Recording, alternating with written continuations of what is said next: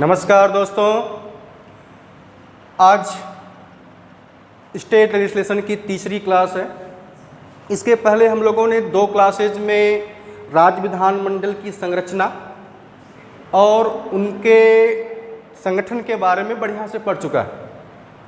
आज हमारी जो स्टेट लेजिस्लेशन क्लास तीसरी होगी उसमें हम विधानमंडल में अध्यक्ष और उपाध्यक्ष की बात करेंगे, विधान परिषद में सभापति और उपसभापति की बात करेंगे।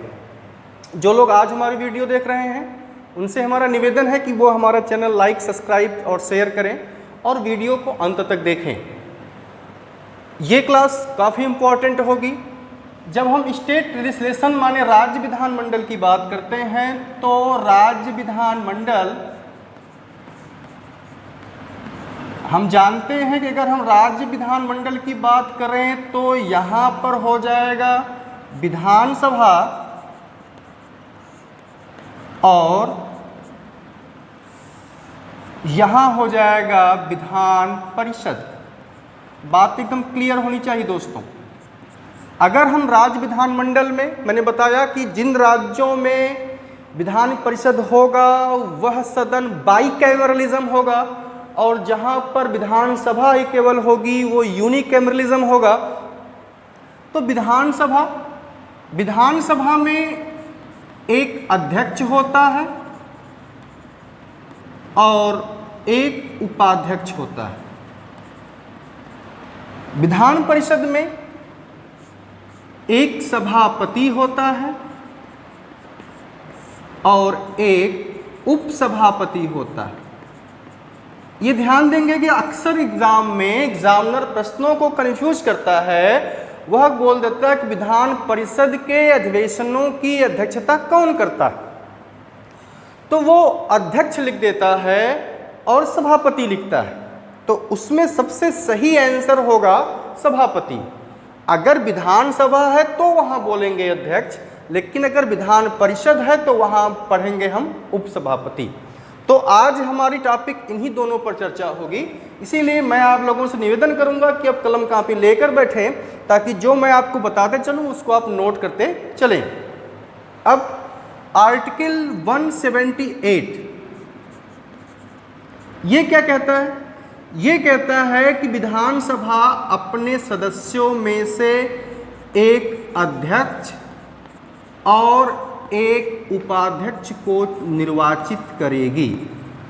विधानसभा अपने सदस्यों में से एक अध्यक्ष और एक उपाध्यक्ष को निर्वाचित करेगी।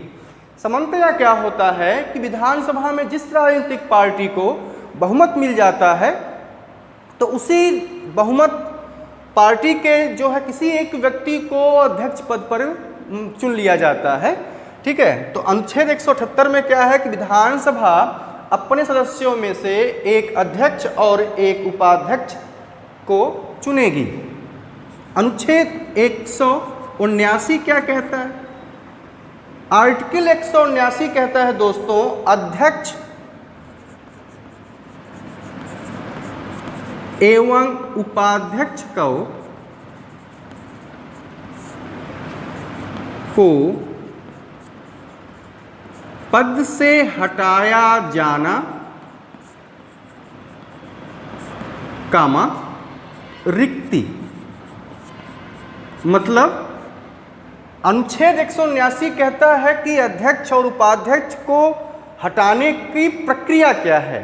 सामान्य भाषा में हम आपसे बात करें कि अध्यक्ष और उपाध्यक्ष को पद से हटाने की प्रक्रिया क्या है, तो उसमें कंडीशन देख लें। नंबर 1, स्वेच्छा से पद त्याग कर सकता है। ठीक, अब यहां पर ध्यान देंगे, अध्यक्ष अपना त्याग पत्र उपाध्यक्ष को देगा और उपाध्यक्ष को स्वेच्छा से अपना पद त्याग करना है तो वो अध्यक्ष को देगा। मैंने इसको एरो बना दिया, अब इसको समझ लीजिए कि स्वेच्छा से अध्यक्ष अपना इस्तीफा उपाध्यक्ष को सौंप सकता है और उपाध्यक्ष स्वेच्छा से अपना इस्तीफा अध्यक्ष को दे सकता है। दूसरी कंडीशन दोस्तों क्या है? अगर वह विधानसभा का सदस्य नहीं है अगर वह विधानसभा का सदस्य नहीं है तो उसे पद छोड़ना होगा। लिखते चलेंगे, अगर वह विधानसभा का सदस्य नहीं है तो उसे पद छोड़ना होगा। इसके अलावा नंबर 3, संकल्प प्रस्ताव द्वारा पद से हटाया जा सकता है। संकल्प प्रस्ताव द्वारा उसे पद से हटाया जा सकता है। संकल्प प्रस्ताव क्या होता है? अगर विधानसभा उपस्थित एवं मतदान करने वाले सदस्यों के 2/3 बहुमत से प्रस्ताव पास कर दे और संकल्प प्रस्ताव की सूचना अध्यक्ष को 14 दिन पहले देनी होगी। ये 2 जानकारियां आपके लिए मोस्ट इम्पॉर्टेंट हैं कि संकल्प प्रस्ताव जो लाया जाएगा विधानसभा में, वह विधानसभा में उपस्थित एवं मतदान करने सदस्यों के 2/3 बहुमत से पास होना चाहिए और प्रस्ताव लाने से पहले अध्यक्ष को 14 दिन पहले उनको लिखित सूचना देनी होगी। ठीक है। और एक और है नंबर डी, नई विधानसभा के गठन तक, नई विधानसभा के गठन एवं अध्यक्ष चुने जाने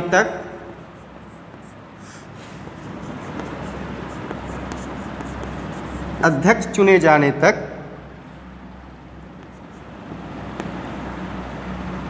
विधानसभा अध्यक्ष तब तक अपने पद पर बना रहेगा। मतलब जो ही नई विधानसभा का गठन हुआ और नए विधानसभा अध्यक्ष को चुन लिया गया तो ये अपने आप पद से हट जाएंगे। तो आर्टिकल 178 अध्यक्ष और उपाध्यक्ष के निर्वाचन की बात कहता है कि विधानसभा अपने सदस्यों में से एक अध्यक्ष और एक उपाध्यक्ष को चुनेगा। अनुच्छेद 179 कहता है कि अध्यक्ष उपाध्यक्ष को किस आधार पर हटाया जा सकता है। तो उसके 4 कंडीशन है। पहला है कि वह स्वेच्छा से पद त्याग कर दे। ठीक है। पद त्याग यहाँ पर एग्जाम में प्रश्न पूछ दे कि विधानसभा अध्यक्ष अपना पद त्याग किसको सौंपेगा, तो वह उपाध्यक्ष को सौंपेगा। उपाध्यक्ष की बात किया जाए तो वह अध्यक्ष को सौंपेगा। सेम कंडीशन अगर उपाध्यक्ष को हटाने की बात होगी तो भी यही होगा। ठीक है। आगे, अगर वो विधानसभा का सदस्य नहीं है तो उसे पद छोड़ना होगा। संकल्प प्रस्ताव द्वारा उसे पद से हटाया जा सकता है। और नई विधानसभा के गठन तक वह अपने पद पर बना रहेगा। ज्यों ही नई लोकसभा का गठन हो जाएगा, नए विधानसभा अध्यक्ष को चुन लिया जाएगा तो ये स्वेच्छा से अपना पद रिक्त कर देगा। ठीक है। तो हमने अनुच्छेद 179 तक पढ़ लिया। अब आर्टिकल 180 की बात करते हैं। अगर प्रश्न में हो जाए कि अध्यक्ष और उपाध्यक्ष दोनों का पद अगर रिक्त है तो, बात समझ में आ रही है? अगर अध्यक्ष और उपाध्यक्ष दोनों का पद रिक्त है तो उस कंडीशन में क्या प्रोसेस संविधान में किया गया है? उस समय राज्यपाल किसी सदस्य को, विधानसभा के किसी सदस्य को अध्यक्षता का कार्य सौंप सकता है। बात क्लियर होनी चाहिए दोस्तों। अगर विधानसभा का अध्यक्ष भी अनुपस्थित है और विधानसभा का उपाध्यक्ष भी अनुपस्थित है तो उस समय विधानसभा की कार्रवाइयों का संचालन कौन करेगा? तो उस समय राज्यपाल जिस किसी व्यक्ति को इसके लिए नियुक्त करेगा वह अधिवेशन की अध्यक्षता करेगा। अनुच्छेद 181 की बात करते हैं। ठीक है। बहुत इंपॉर्टेंट है, बहुत इंपॉर्टेंट दोस्तों। क्या है कि अध्यक्ष और उपाध्यक्ष, यहाँ पर एग्जामिनर पीसीएस लेवल के पेपर में तो ये मोस्ट इम्पॉर्टेंट है। अध्यक्ष और उपाध्यक्ष के खिलाफ, अध्यक्ष और उपाध्यक्ष के खिलाफ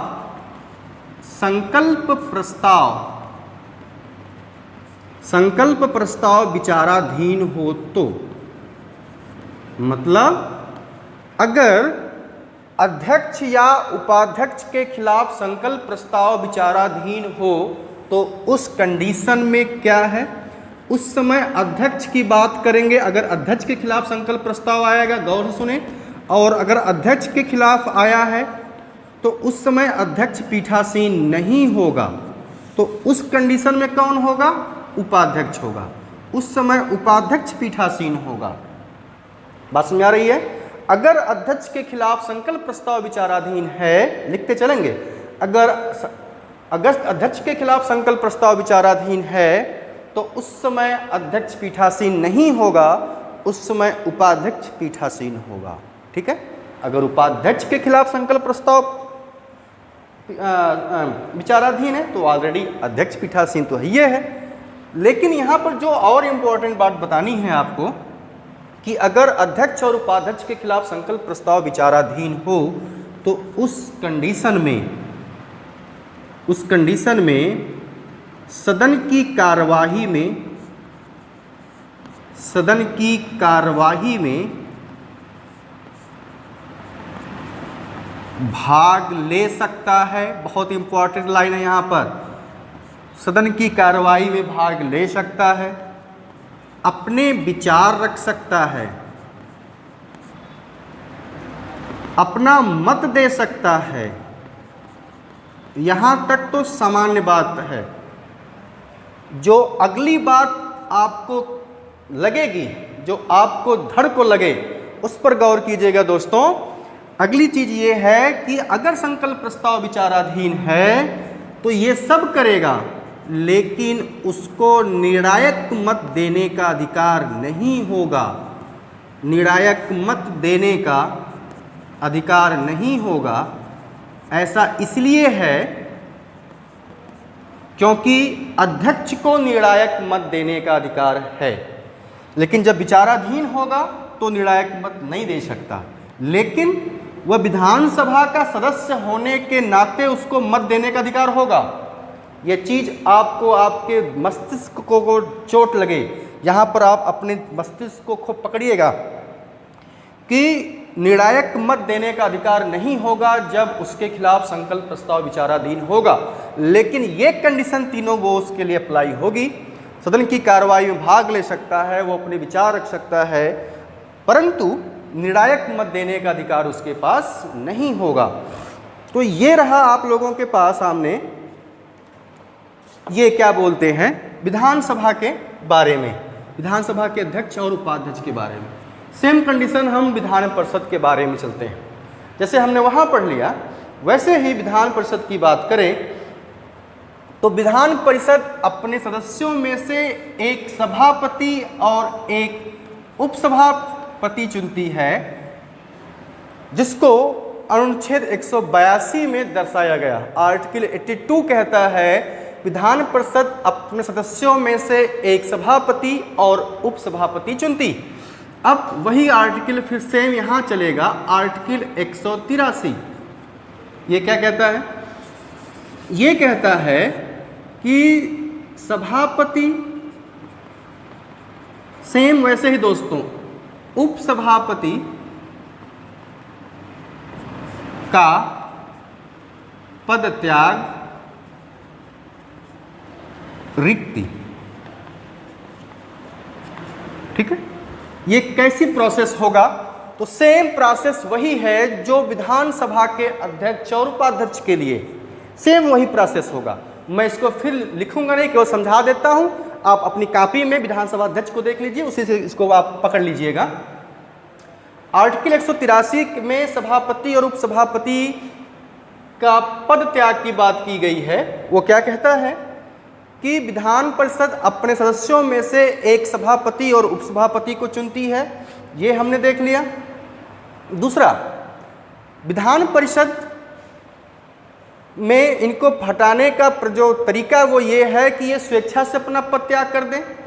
सभापति कंडीशन में होगा तो ये अपना पद त्याग उपसभापति को सौंपेंगे, उपसभापति अपना त्याग पत्र सभापति को देगा, पहली कंडीशन।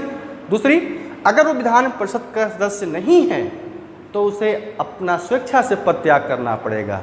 तीसरी कंडीशन, संकल्प प्रस्ताव के द्वारा उसे पद से हटाया जा सकता है। संकल्प प्रस्ताव अगर हम विधान परिषद की बात करेंगे तो विधान परिषद अपने सदस्यों के 2/3 बहुमत से प्रस्ताव पास कर दे और 14 दिन पहले लिखित सूचना विधान परिषद के सभापति को देनी होगी। अगर विधान परिषद से वह प्रस्ताव पास हो जाता है तो सभापति को या उपसभापति को अपना त्याग पत्र दोस्तों देना होगा। ठीक है, तो ये हमने देख लिया विधान परिषद को हटाने का प्रोसेस।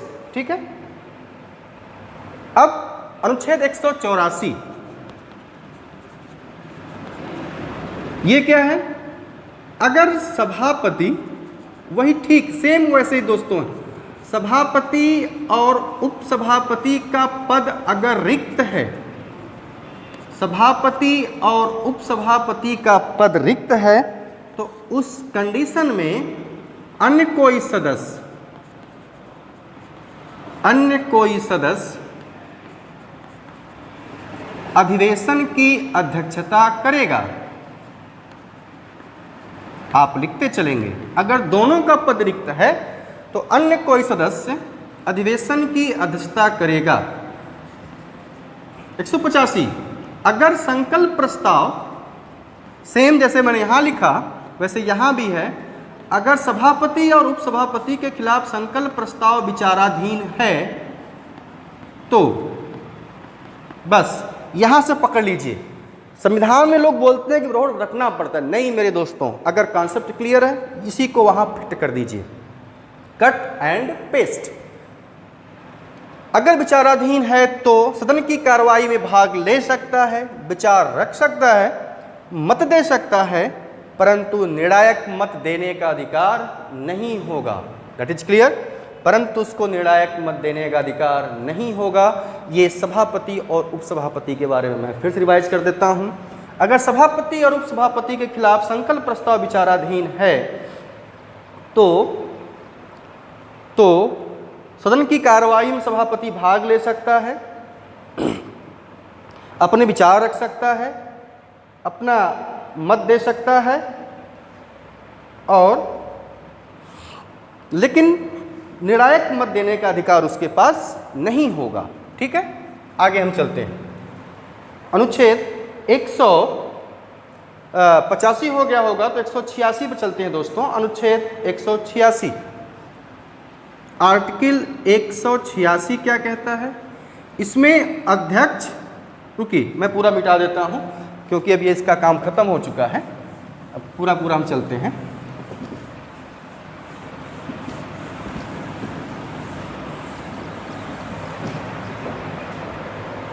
आर्टिकल 186, इसमें शपथ की बात की गई है। तो शपथ जो है विधानसभा की अगर बात करें तो यहाँ पर अध्यक्ष और उपाध्यक्ष, विधान परिषद की बात करें तो यहाँ क्या हो जाएगा? सभापति और उपसभापति,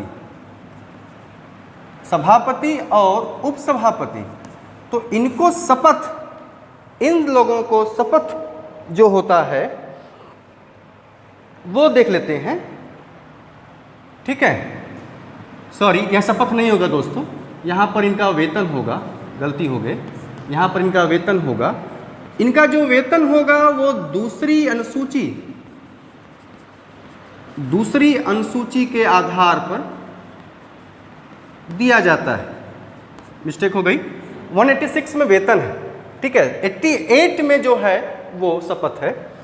अब आर्टिकल 187 में सचिवालय, ये कोई खास नहीं है लेकिन क्रम में है तो मैंने बता दिया।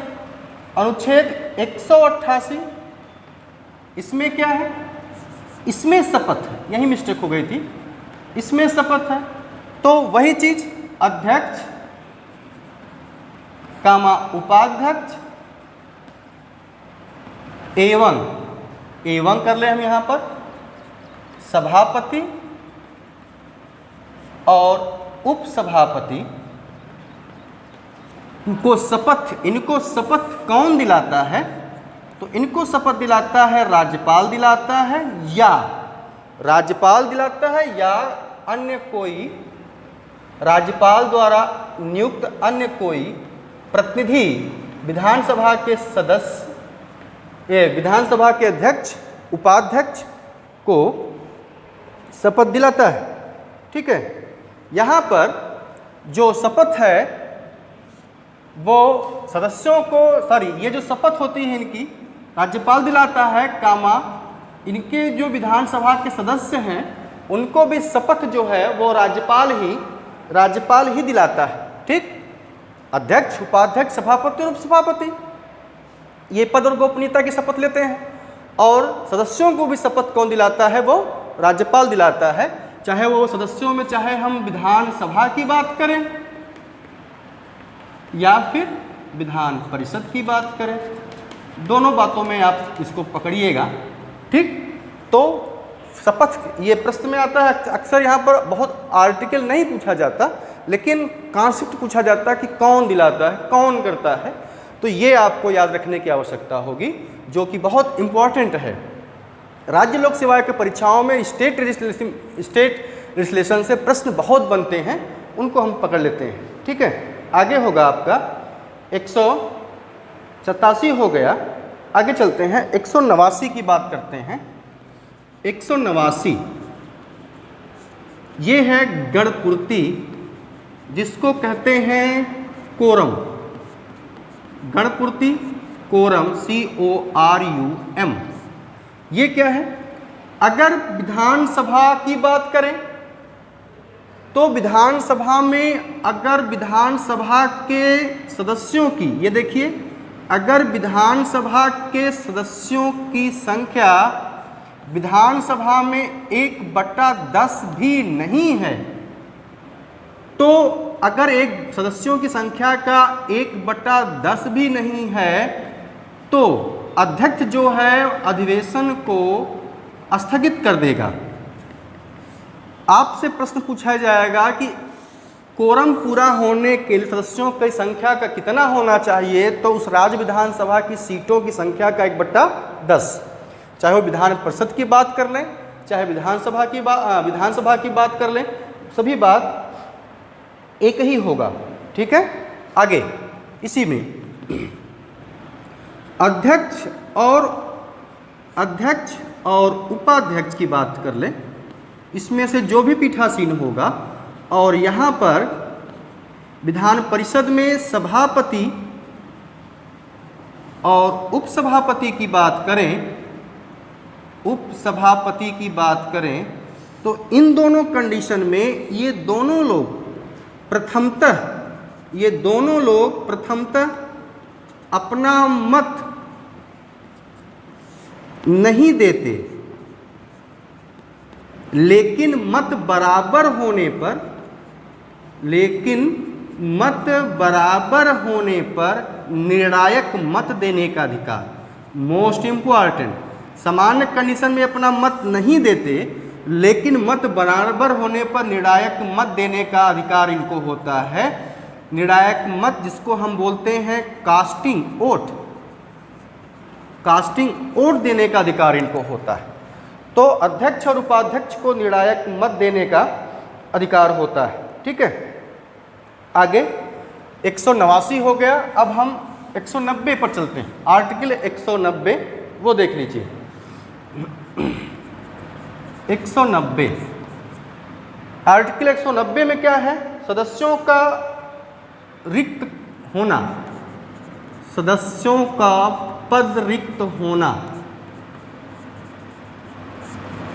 तो इसकी कंडीशन क्या है? नंबर 1, अगर वह दोहरी सदस्यता ले लेता है, मतलब वह 2 सदनों में चुन लिया जाता है, तो उसे एक स्थान जो है उसको खाली करना होगा।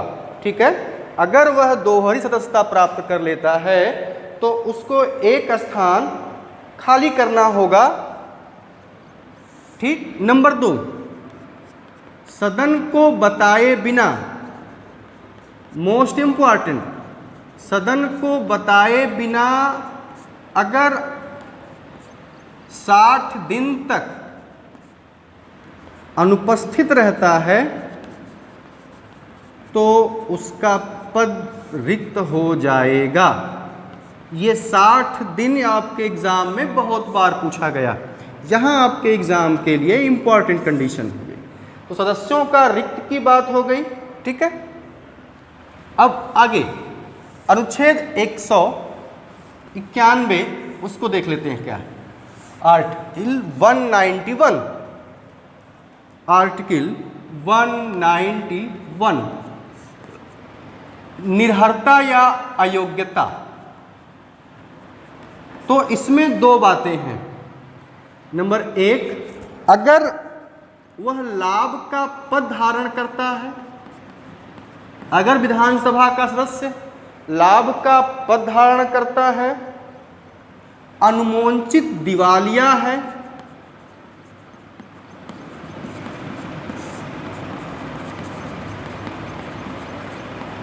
नंबर 3 पागल है, तो वह विधानसभा का सदस्य बनने के लिए अयोग्य होगा। लेकिन यहाँ पर जो कंडीशन होगी, यहाँ पर अयोग्यता जो होगा उसका निर्धारण, अंतिम निर्धारण कौन करेगा? वह राज्यपाल करेगा। और राज्यपाल जो है किसके परामर्श से करेगा? तो वह निर्वाचन आयोग के परामर्श से करेगा। ये ध्यान देंगे, इस आधार पर अगर किसी को उसको अयोग्य घोषित किया जाता है तो उसका अंतिम निर्णायक कौन होगा? राज्यपाल होगा। लेकिन अगर यही दल बदल के आधार पर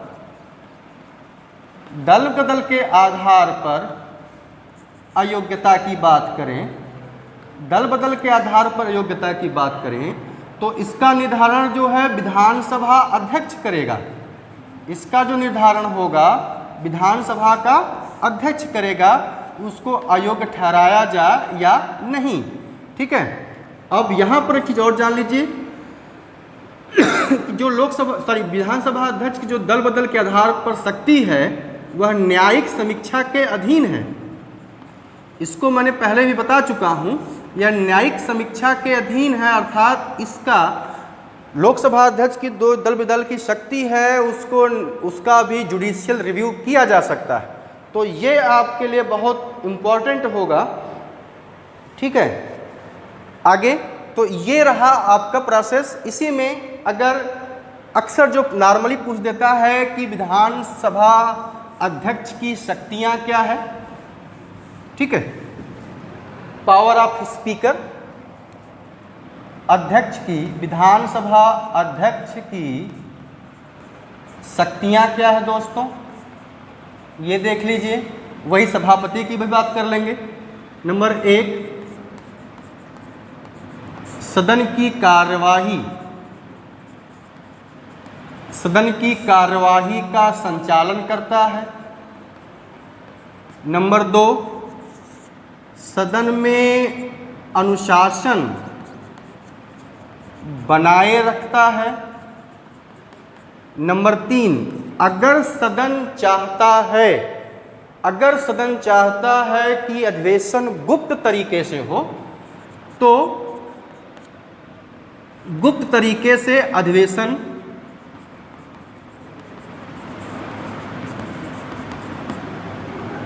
को कर सकता है। नंबर 4, धन विधेयक, मोस्ट इंपॉर्टेंट, धन विधेयक को प्रमाणित करता है। जिस प्रकार हम लोकसभा में बात करते हैं धन विधेयक का प्रमाणीकरण लोकसभा अध्यक्ष करता है, वैसे राज्य विधानसभाओं की बात करें तो धन विधेयक का प्रमाणीकरण कौन करता है? वो विधानसभा का अध्यक्ष करता है। तो कुछ ऐसी शक्तियां हैं जो विधानसभा अध्यक्ष की हैं। यहाँ पर मैंने आपको लगभग बता दिया। आज के लिए हमारी क्लास यहीं तक।